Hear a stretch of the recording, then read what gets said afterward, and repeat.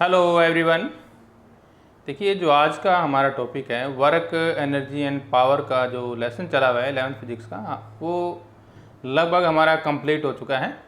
अब हम उसमें करेंगे जो हमारी एनसीईआरटी की बुक है, हरियाणा बोर्ड की बुक है, उसमें कुछ न्यूमेरिकल्स दिए गए हैं, न्यूमेरिकल प्रॉब्लम, उनको स्टार्ट करेंगे। फिजिक्स में न्यूमेरिकल अपनी इम्पोर्टेंस रखते हैं और बिना न्यूमेरिकल्स के फिजिक्स पर हम पकड़ नहीं बना सकते, इसलिए न्यूमेरिकल्स करने बहुत ज़रूरी हैं। अगर आप सारे नहीं कर सकते तो जो इम्पोर्टेंट होते हैं उनको ज़रूर कीजिएगा, और एनसीईआरटी के तो खासकर बिल्कुल इम्पोर्टेंट होते हैं वो। और जो एग्ज़ाम होते हैं उनमें, एंट्रेंस टेस्ट होते हैं उनमें यही आते हैं ज़्यादातर, और थ्योरी में से भी आते हैं, लेकिन कवरिंग आपका रहेगा न्यूमेरिकल प्रॉब्लम से।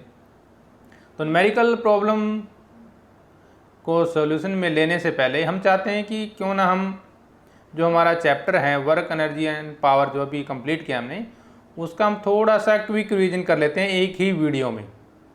जो उसके इम्पोर्टेंट फार्मूले हैं और जो मेन की पॉइंट्स हैं उनको हम रिवाइज करेंगे। तो वीडियो पूरा देखिए, क्योंकि इसमें हर फार्मूला, हर पॉइंट इम्पोर्टेंट है।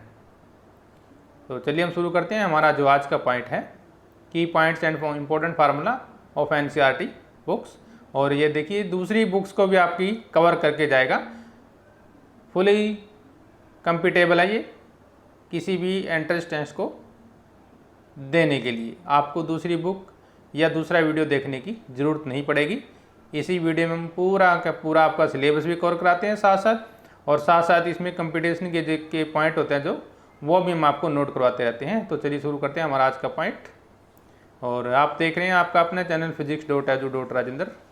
चैनल को लाइक भी कीजिए और सब्सक्राइब भी ज़रूर कीजिए। तो चलिए बिना देरी किए हम शुरू करते हैं। हमारा जो आज का टॉपिक है एनसीईआरटी बुक का न्यूमेरिकल्स प्रॉब्लम। देखिए, सबसे पहले हमारे पास वेक्टर प्रोडक्ट की बात आती है और स्केलर प्रोडक्ट, दोनों के बारे में हमने जो वेक्टर वाला लेसन है उसमें डिटेल में चर्चा की है हमने इसकी। तो हमें अभी सिर्फ इम्पोर्टेंट पॉइंट डिस्कस करेंगे। तो पहले हम करते हैं क्रॉस प्रोडक्ट के बारे में।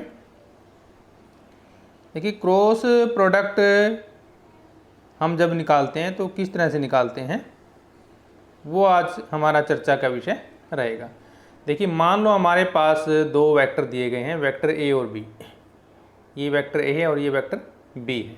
नोट कर लीजिए ध्यान से।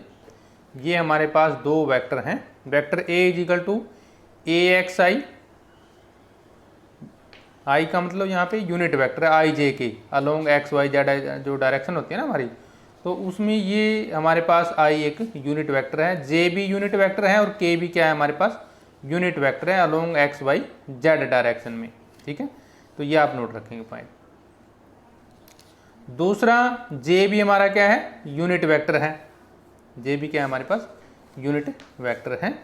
और वेक्टर प्रोडक्ट की हम डेफिनेशन एक बार आपको रिवाइज करा देते हैं। टू वेक्टर या vector product of two vector is defined as the product of the magnitude of the two vectors and sine of the angle between the two vectors and a unit vector which is normal to the plane of the vector product of two vector. मतलब क्या है, हम जब लिखते हैं तो वो लिखते हैं ए क्रॉस बी, ठीक है, और इसके ऊपर वेक्टर का साइन रहेगा ऐसे। वो किसके बराबर होता है, product of the magnitude of two vector, product of the magnitude, यानी कि वेक्टर ए के स्थान पे अब हमारे पास क्या है, A B sine theta, sine of the angle between them. ये होता है हमारे पास वेक्टर प्रोडक्ट की डेफिनेशन। नोट कर लीजिए। नेक्स्ट पॉइंट देखिए ध्यान से। अब जब हम इसको न्यूमेरिकल प्रॉब्लम में हमारे सामने इसको सोल्व हम कैसे करेंगे, हमारे पास दो वेक्टर दिए होंगे। जैसे मान लो ये वेक्टर ए है हमारे पास और ये वेक्टर बी है, और जैसे ए एक्स का मतलब मान लो 2 और आई को यूनिट वेक्टर ऐसे हो सकता है 2i या फिर 3j, ठीक है, प्लस 4k, इस तरह से लिखा आ सकता है हमारे पास। ठीक है ना, इस तरह से कोई पॉइंट लिखा आ सकता है, ऐसे ही कोई बी पॉइंट हो सकता है। तो यदि हम उसकी प्रोडक्ट निकालना है, उसका मल्टीप्लिकेशन निकालना है, तो आप कैसे लेंगे, देखिए ध्यान से। सबसे पहले आप आई जे के लिख दीजिए ऊपर, क्या लिखेंगे, आई जे के लिखेंगे, और इसके नीचे जो इसके कोफिशेंट है यानी कि जो उसके मल्टीप्लिकेशन में है, जैसे मान लो 2x है, ठीक है, तो 2 यहाँ पे 2 आएगा, आगे जैसे मान लो ए वाई के स्थान पे 3 है, या आगे 4 है। जिस तरह से हमारे ये न्यूमेरिकल्स होते हैं 1 2 3 4 वो यहाँ पे काउंटिंग होती है, वो यहाँ लिखेंगे। फिर हम इसके नीचे लेंगे बी वाली, बी में जैसे B x, B y, B z, यहाँ पे 2 3 4 भी हो सकता है बी एक्स, ठीक है, ये लिखेंगे। अब गुणा करने का तरीका देखिए क्या है हमारे पास, कई बुक्स में हम आई जे के ऐसे लिख सकते हैं, आई ये प्लस होता है, ये माइनस होता है और ये प्लस होता है, ये पॉइंट नोट कर लें, ये यही रहेगा, प्लस माइनस प्लस का चिन्ह होता है, आई के ऊपर प्लस होता है, जे के प्लस माइनस और के प्लस में होता है। तो ए क्रॉस बी यानी कि हमारे पास देखिए हम गुणा कैसे करेंगे, ये पॉइंट कैसे आया देखिए, हम पहले लेंगे आई इंटू, ये क्या आई है ना, देखिए आई इंटू में ये लाइन छोड़ दो और ये लाइन छोड़ दो, क्या बच गया, ये बच गई। तो हमने मल्टीप्लाई करना है ये ऊपर से नीचे की ओर, ए वाई बी जेड, देखिए ए वाई बी जेड माइनस जो नीचे से ऊपर है इनकी बी वाई ए जेड, इसकी गुणा करेंगे, देखिए ये आई के साथ आ गया, क्लियर है पॉइंट। अब दूसरा पॉइंट, दूसरा क्योंकि हमें माइनस में लेके चलना है, दूसरा हम माइनस में लेके चलेंगे, इसमें प्लस मिल गया तो उल्टी गुणा हो जाएगी, उसमें हम क्या करेंगे, अब जे वाली लाइन खाली इधर से खाली कर दो, इधर से खाली कर दो, अब हम गुणा करेंगे क्योंकि जे उल्टा लेना ऊपर से नीचे की ओर, तो ये लेंगे हम ए जेड गुणा में बी एक्स, ठीक है, माइनस जो दूसरा बच गया, दूसरा क्या बचेगा हमारे पास, ए एक्स और बी जेड, ठीक है। आप करेंगे के लिए, के इंटू में आ गया, ये लाइन छोड़ दो और ये लाइन छोड़ दो, अब क्या बच गया हमारे पास, इन दोनों की गुणा करेंगे पहले, ए एक्स बी वाई माइनस जो दूसरा बच गया, दूसरा कौन सा बचा है, बी एक्स ए वाई, ये माइनस में आ गया। तो ये हो गया कंप्लीट सॉल्यूशन। जब हम न्यूमेरिकल प्रॉब्लम सॉल्व करेंगे तो ये आप याद रखेंगे। अब बात करते हैं स्केलर प्रोडक्ट। स्केलर प्रोडक्ट क्या होता है, scalar product of two vector A and B is defined as the product of magnitude of A and B and the cosine of the angle between them. देखिए उसमें यहाँ पे dot के स्थान पे क्या था, क्रॉस का चिन्ह था, और यहाँ कोस के स्थान पे क्या था, साइन। तो इसमें होता है A B cos theta, A B cos theta, और ए डॉट बी वही magnitude of the A and B, यानी कि A dot B is equal to A B cos theta. Clear है पॉइंट। अब ए डॉट बी हम कैसे निकालेंगे, देखिए ध्यान से, इसमें हम सीधी गुणा करते हैं। हमारे पास एग्जाम्पल यही है, मान लो ये वेक्टर है ना ए और ये वेक्टर बी है, सीधी गुणा करेंगे ए की बी के साथ, यानी कि ए एक्स बी एक्स हो जाएगा, ए वाई बी वाई हो जाएगा, और ए जेड बी जेड हो जाएगा। बस ये ध्यान रखेंगे, ऐसे गुणा करनी है हमें। दोबारा नोट कर लीजिए किस तरह से गुणा करेंगे आप, ए एक्स की गुणा बी एक्स के साथ, मतलब आई की गुणा आई के साथ, ए इसकी गुणा इसके साथ, मल्टीप्लिकेशन ए वाई की मल्टीप्लिकेशन बी वाई के साथ, और ए जेड की बी जेड के साथ। इस तरह से आप इसको मल्टीप्लाई में लेकर चलेंगे। तो ये इस तरह से ही दिखाया गया है, यानी कि ए डॉट बी निकालेंगे तो ए एक्स बी एक्स, ए वाई बी वाई, ए जेड बी जेड। और जब हमें एंगल निकालना हो तो जो ये ऊपर मल्टीप्लाई में आया ये तो ऊपर लिखेंगे, ठीक है, जो मल्टीप्लाई में आया है ये कहाँ लिखेंगे, ऊपर लिख देते कैसे कैसे। अंडर रूट में जो हमारे पास वेक्टर ए के कोफिशिएंट है, ए एक्स का स्क्वायर, ए वाई का स्क्वायर, ए जेड का स्क्वायर, प्लस इंटू में वही फिर बी एक्स वाई का स्क्वायर, ये हमारे पास कंप्लीट हो जाएगा। Clear point. ये हो गया डॉट प्रोडक्ट के लिए। अब हमें जब निकालना हो वर्क डन, क्या निकालना हो, वर्क डन। वर्क डन की डेफिनेशन आपने पढ़ी थी, work is said to be done if a force acting on a body is able to actually move it through some distance in the direction of force. ये मतलब कहने का, जब कोई बॉडी कुछ डिस्टेंस तय करती है फोर्स की ही डायरेक्शन में, जिस डायरेक्शन में फोर्स लगाया, मान लो ये फोर्स हम इस डायरेक्शन में लगाते हैं और ये थोड़ी सी डिस्टेंस मूव करती है तो वर्क डन होता है। और उसका फार्मूला हमारे पास क्या है, W is equal to F dot S, F dot S. अब ए डॉट बी वाला वही फार्मूला हो गया ना, ए डॉट बी क्या होता है, A B cos theta, A B cos theta जो अभी किया हमने। तो ये देखिए एफ एस कोस थीटा हो जाएगा, क्या हो जाएगा, F S cos theta. Number 1 point ये है, पॉइंट नंबर 1 याद हो गया। सेकंड पॉइंट देखिए, when a body of mass m is raised through a height h above the surface of earth. जब मान लो कोई बॉडी है जैसे ये, और ये हमारी अर्थ है, हम ऊपर की ओर किसी को उठाते हैं इसको, यहाँ पे मान लो ये बॉडी है, तो वर्क डन क्या होता है, mgh, क्या होता है, mgh। m का मतलब मास, g का मतलब ग्रेविटी और h का मतलब हाइट। तो ये निकालेंगे, उसका वर्क डन हो जाएगा mgh। अगर मान लो हाइट 0 है तो वो 0 हो जाएगा। क्लियर है पॉइंट। नेक्स्ट पॉइंट देखिए, when a body moves up in, मान लो कोई इंक्लाइंड प्लेन है, इंक्लाइंड प्लेन क्या होती है, इस तरह से कोई तिरछी, इस तरह से इंक्लाइंड प्लेन है, ये इंक्लाइंड प्लेन है, ये एंगल थीटा है कोई, with a constant speed, constant speed ऊपर की ओर जा रही है, ये कहाँ जा रही है, ऊपर की ओर जा रही है। देन वर्क डन क्या होता है, m g sine theta into S.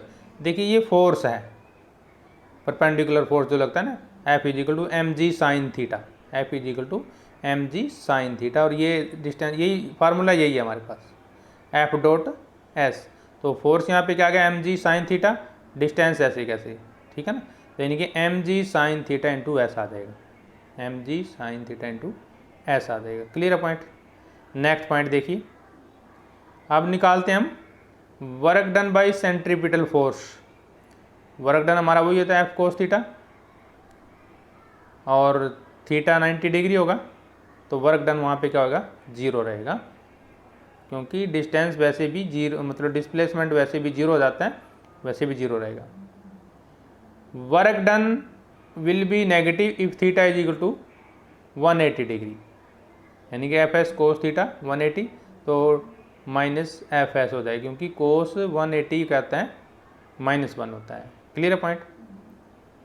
Work done will B 0 यदि थीटा 90 डिग्री है, क्योंकि एफ एस कोस 90 0 हो जाएगा सारा, ध्यान रखिए पॉइंट। वर्क डन क्या रहेगा, 0 रहेगा यदि थीटा 90 डिग्री है, परपेंडिकुलर है, कोई बॉडी परपेंडिकुलर में है तो वो वर्क डन 0, और 180 पे नेगेटिव वर्क डन होगा। Due to application of positive work the body accelerate, velocity of the body increase. एक नंबर में नोट आ जाता है, नोट कर लीजिए पॉइंट ये, due to application of positive work the body accelerate, velocity of the body increases. Next point देखिए, due to the application of the negative work the body retard, retard का मतलब नीचे की ओर आना, या उसकी वेलोसिटी जो है कम हो जाएगी। ये देखिए ध्यान से, यदि बॉडी नेगेटिव वर्क में है तो इसका मतलब उसकी वेलोसिटी कम हो रही है, और यदि पॉजिटिव में है तो उसकी वेलोसिटी इंक्रीज हो रही है। Work done bye a variable force, जब फोर्स वेरिएबल होता है तो हम उसका इंटीग्रेशन करते हैं हमेशा, ठीक है ना, क्या करते हैं, इंटीग्रेशन करते हैं इनिशियल पोजीशन से फाइनल पोजीशन पर। देखिए ये एक्स आई क्या है हमारे पास, इनिशियल पोजीशन, और एक्स एफ क्या है, final position. Integration of formula वही है, वर्क निकालने का एफ डॉट डी एस होता है ना, तो यहाँ पे डी एक्स क्या है, स्मॉल चेंज इन डिस्प्लेसमेंट है, ठीक है ना, तो एफ डॉट डी एक्स, या हम इसको इस तरह से भी लिख सकते हैं, F dot D S, D x के स्थान पे डी एस है ना, वही बात है। या हम इसको ऐसे लिख सकते हैं, क्योंकि इसका मतलब क्या होता है, summation, sum of all the forces या वर्क, आई की वैल्यू 1 से लेकर के n तक, क्योंकि ये वेरिएबल है, तो ये कितना है, एफ आई एस आई, आई का मतलब क्या है, 1 से लेकर के n तक वैल्यू हो सकती है, F1 S1 हो सकता है, F2 S2 हो सकता है, इस तरह से। W यहाँ पे क्या है, area under the force displacement करो, जो ये है हमारे पास। नेक्स्ट पॉइंट देखिए, काइनेटिक एनर्जी भी आपने निकालनी है। Kinetic energy and work energy theorem की बात जब हम करते हैं, kinetic energy of the body mass m moving with A velocity v, वो क्या होती है, हाफ एम वी स्क्वायर, क्या होती है, हाफ एम वी स्क्वायर। देखिए वर्क एनर्जी थ्योरम के बारे में हमने पढ़ा है, क्या होती है, वर्क कैसे निकालते हैं, फाइनल काइनेटिक एनर्जी में से इनिशियल काइनेटिक एनर्जी घटा दो। फाइनल काइनेटिक एनर्जी में से इनिशियल काइनेटिक एनर्जी माइनस कर देते हैं तो वो वर्क एनर्जी थ्योरम बनती है। और जैसे मान लो ये हमारी फाइनल काइनेटिक एनर्जी है, v इसमें क्या है फाइनल वेलोसिटी, इसमें u क्या है इनिशियल वेलोसिटी, तो half mv² minus half mu² बन जाएगा, where u and v are the initial and final velocity of the body. अब बात करते हैं पोटेंशियल एनर्जी की। For potential conservation of energy and potential of the spring की जब निकालनी है, देखिए ग्रेविटेशनल पोटेंशियल हमारा mg होता है, ये ध्यान रखना, ग्रेविटेशनल पोटेंशियल का होता है mg होता है। और कंजर्वेटिव फोर्स हम कैसे निकालते हैं, माइनस du/dx, u क्या है हमारे पास ग्रेविटेशनल पोटेंशियल है यहाँ पे, यानी कि small change in gravitational potential. तो एनर्जी भी हमारे ऐसे ही निकलेगी, फाइनल एनर्जी माइनस में इनिशियल एनर्जी, और नेगेटिव वर्क होगा यहाँ पर, और वही अब जब टोटल निकालना हो तो इंटीग्रेशन में लेकर करेंगे इसको, ठीक है ना। Work is done only by conservative force then the mechanical energy is conserved, यानी कि total kinetic energy plus potential energy क्या होती है कांस्टेंट होती है। टोटल काइनेटिक एनर्जी और टोटल पोटेंशियल एनर्जी क्या होती है हमारी टोटल कांस्टेंट होती है, या कई बार जीरो भी ले लेते हैं हम, कंजर्व्ड होती है, क्या होती है कंजर्व्ड होती है। अब पोटेंशियल एनर्जी ऑफ स्प्रिंग निकालते हैं जब हम, potential energy of spring stretched through a displacement x, W बराबर U potential energy half kx², x वही डिस्प्लेसमेंट जो चेंज हो रहा है हमारे पास, या वेलोसिटी है हमारे पास, ठीक है ना, क्योंकि हम वेलोसिटी क्या लेते हैं चेंज इन डिस्प्लेसमेंट, तो ये हमारे पास क्या हो जाएगी। और हुक्स लॉ आपको याद हो माइनस kx होता है, हुक्स लॉ क्या होता है माइनस kx होता है, याद है ना, वर्क एनर्जी थ्योरम में हमने किया था ये। ए फोर्स इज, ये देखिए कंजर्वेटिव फोर्स क्या होता है एक बार नोट कर लीजिए, a force is said to be conservative if the work done by the force in moving a body between any two points is independent of the path followed. Conservative force क्या है, यदि मान लो वो path पे depend नहीं करता बल्कि initial और फाइनल पॉइंट पे डिपेंड करता है, ये हमने वीडियो में देखा था। कहने का मतलब क्या है, a force is said to be conservative if the work done by the force in moving a particle along a closed path is zero, along a closed path क्या हो जीरो होगा, तो हम उसको बोलेंगे कंजर्वेटिव फोर्स। और non conservative में मैंने क्या किया था, if the work done by force in moving a body over a closed path is non zero, उस केस में वो नॉन जीरो नहीं है, तो फोर्स क्या हो गया नॉन कंजर्वेटिव हो जाएगा। और पावर क्या होती है हमारे पास, the time rate of doing work is called power. अब फोर्स कांस्टेंट क्या होता है हमारे पास के क्या होता है फोर्स कांस्टेंट, और क्या होता है F/x। अब पावर देखिए, पावर का फार्मूला क्या होता है वर्क और टाइम, यानी कि W/T, और पावर की डेफिनेशन क्या है, the time rate of doing work is called power. और पावर एक स्केलर क्वांटिटी है याद रखिए, और पावर का जो डायमेंशन फार्मूला है जो हमने फर्स्ट चैप्टर में किया था वो है mL² T⁻⁻3, ये है इसका डायमेंशन फार्मूला। और इसकी यूनिट क्या है, एब्सोल्यूट यूनिट, SI यूनिट क्या है वॉट, W से हम इसको लिखते हैं, वाट है इसकी, और W से डिनोट करते हैं। देखिए दोबारा, power work done divide by time. Work done क्या होता है, एनर्जी सप्लाइड और एनर्जी कंज्यूम्ड, ये वर्क डन होता है भी, या तो एनर्जी सप्लाई या energy consumed.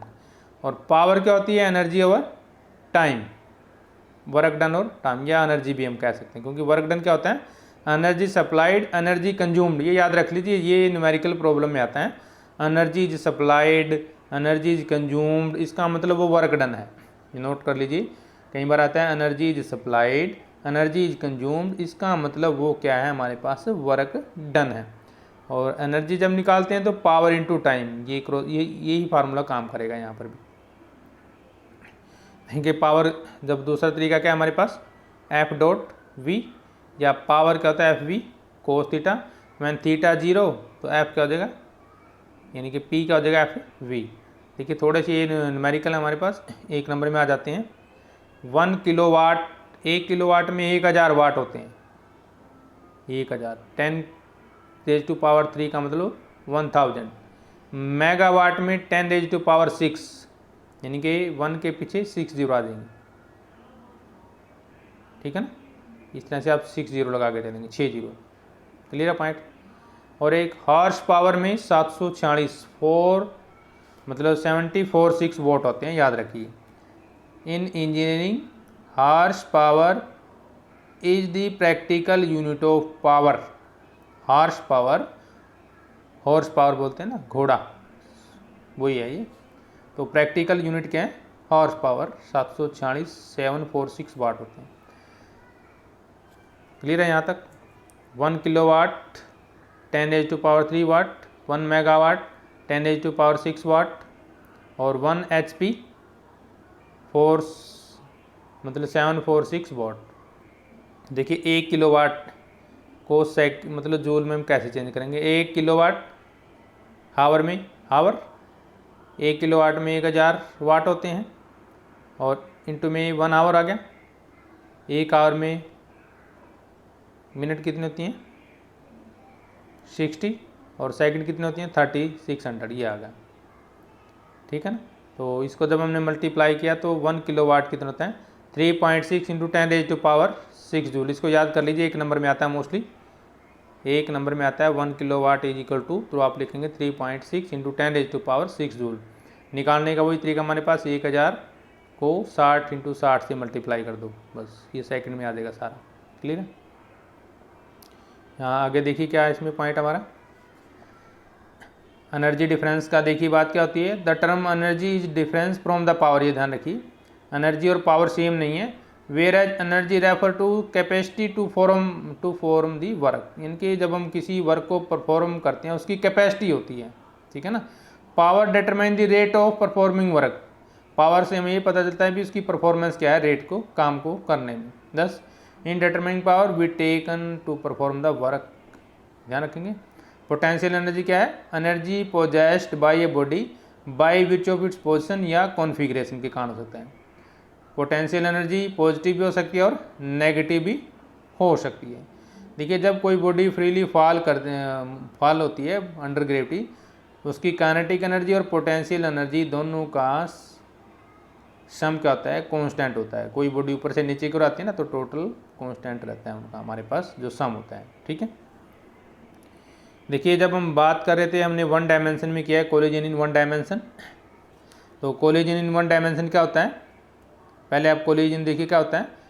Collision between two bodies defined as mutual interaction of the bodies for a short interval of time as a result of which the energy and the momentum of the interacting body change, ठीक है। अब formula हमारे पास 1 dimension में जब velocity निकालनी हो तो ये फार्मूला याद कर लीजिए इसको। v1 इज इक्वल टू हमारे पास क्या है, ये देखिए m1 minus m2 divide by m1 plus m2 into में u1 plus 2m1 u1 plus में m1 m2 डिवाइड में आ गई। m1 क्या है, मास of the body, first body, m2 दूसरी बॉडी का मास, u1 पहली बॉडी की वेलोसिटी, ठीक है ना। और आगे हमारे पास क्या आ जाएगा, ये ध्यान से देखिए।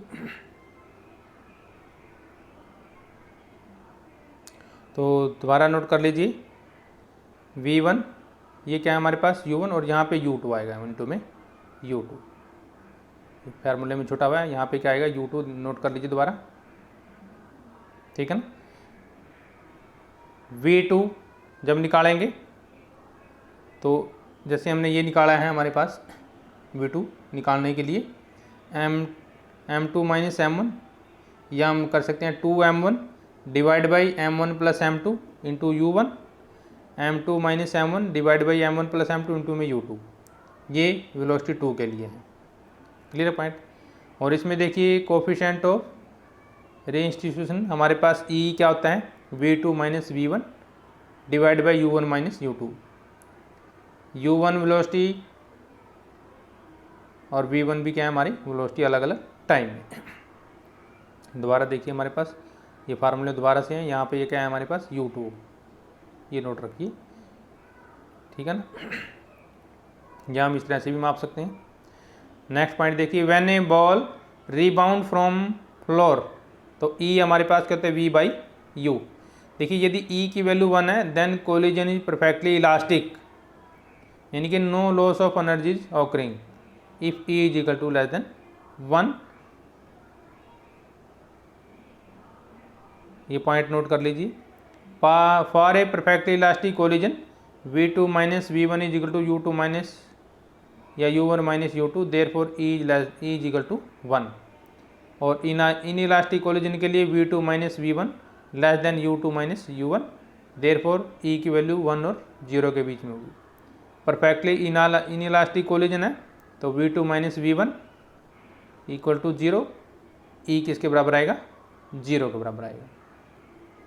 For inelastic collision when there is a loss of energy, tension यदि हमें स्ट्रिंग में निकालनी है एट लोएस्ट पॉइंट यानी कि TL, तो वो होती है M/R इंटू में U² प्लस GR, मीनिंग हमारे वही रहेंगे यूजुअल जो होते हैं। Tension in the string eight highest point TH MR divide by U² minus 5GR, ये हाईएस्ट पॉइंट पे होती है हमारी। और जब दोनों का डिफरेंस लेंगे TL माइनस TH, वो किसके बराबर होता है 6 mg, M mass G gravity. Tension in the string eight any point, किसी भी पॉइंट पे यदि हमें निकालनी है टेंशन, तो T क्या होता है M divide by R into में U² माइनस 3G प्लस में GR एट एनी पॉइंट। देखिए काइनेटिक एनर्जी किसके बराबर होती है P² by 2M, where P is the momentum of the body, M mass of the body. Kinetic energy momentum जब दिया गया हो। ये शॉर्टकट फार्मूले हैं, देखिए दो हमारे पास बिल्कुल काम आएंगे, न्यूमेरिकल जरूर आते हैं इनके ऊपर। Kinetic energy of the body increase by n%, then percentage increase in momentum.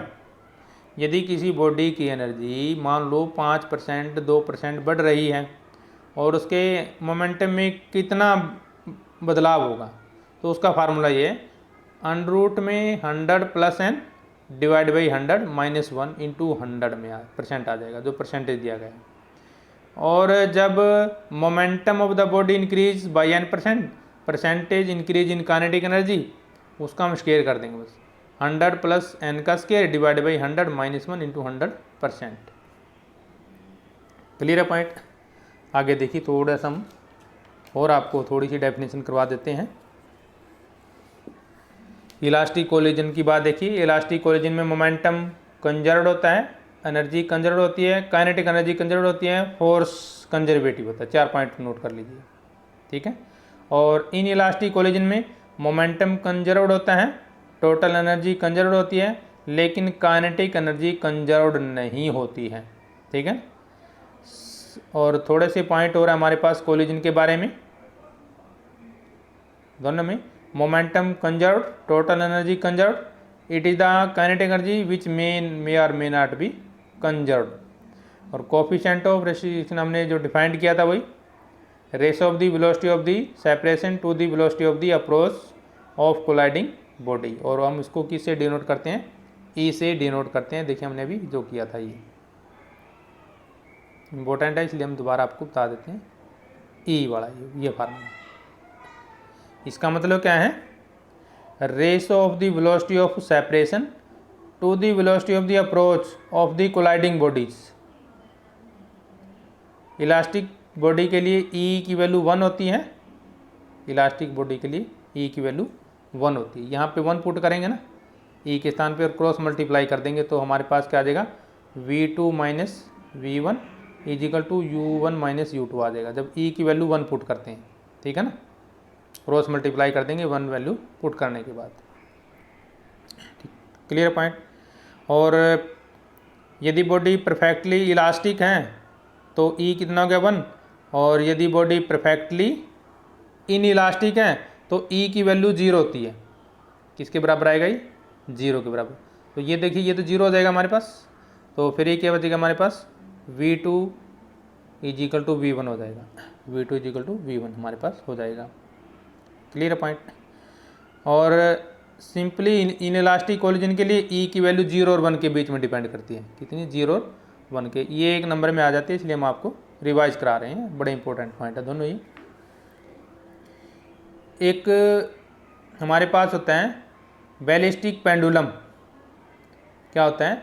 A ballistic pendulum is a device use to measure the speed of fast moving object such as bullet from a gun. नोट कर लीजिए, a ballistic pendulum is a device use to measure the speed of a fast moving object. Clear है point? एक linear momentum के बारे में सुनूंगा आपने। The linear momentum is conserved in all type of collision whereas kinetic energy is conserved only in elastic collision.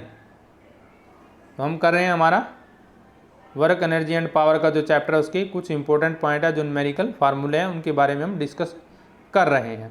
तो जो हमने अभी डिस्कस किए ये बड़े ही इंपॉर्टेंट फार्मूले हैं और ये आपके एग्ज़ाम में आने वाली बातें हैं, तो इसलिए इसको जो है अच्छे तरीके से कीजिएगा और रिवाइज कर लीजिएगा। तो हमने जो है मोस्टली आपका पूरे का पूरा जो लेसन है उसको एक ही वीडियो में कवर कर दिया है। अब हम नेक्स्ट वीडियो में अपना जो लेकर आएंगे वो आएगा न्यूमेरिकल्स प्रॉब्लम के ऊपर। तो नेक्स्ट वीडियो जब तक आते हैं आप तब तक इंतज़ार कीजिए और हमें दीजिए इजाज़त। जय हिंद।